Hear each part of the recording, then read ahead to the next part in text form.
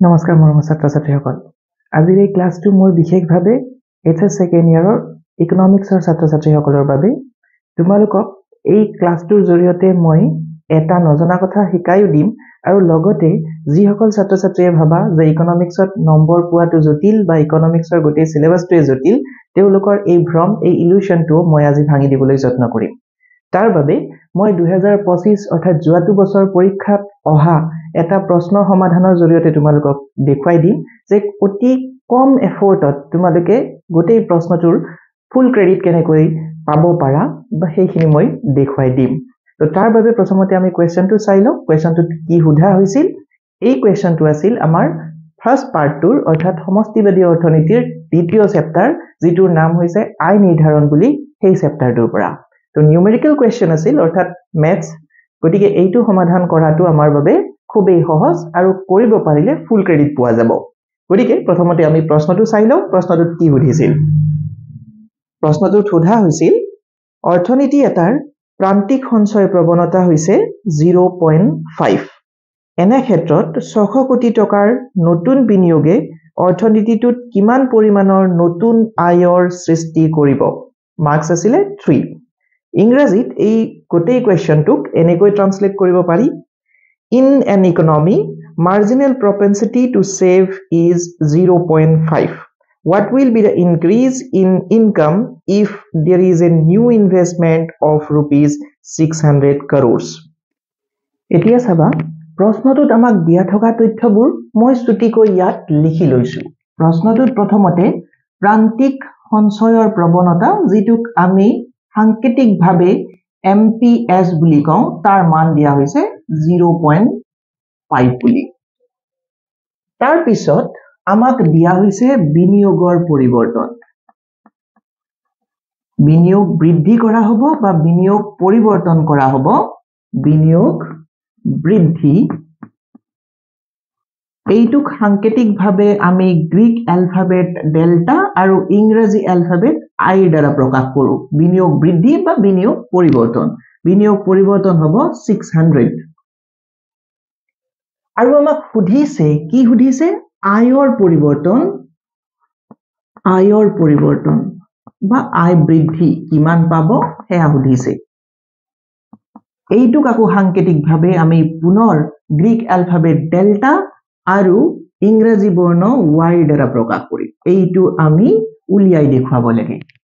তো প্ৰশ্নটো এনেকৈ আমি ভগাই ক'ব পাৰো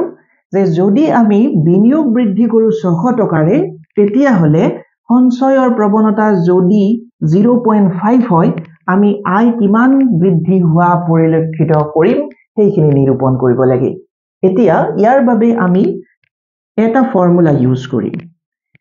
আয়ৰ গুণকক আমি সাংকেতিকভাৱে k এলফাবেটটোৰ দ্বাৰা প্ৰকাশ কৰো এইটোৱে আয়ৰ গুণকক বুজায় মানে কিমান গুণ আয় বৃদ্ধি পাব সেইটোৱে হৈছে গুণক সহজ ভাষাত ইয়াক নিৰূপণ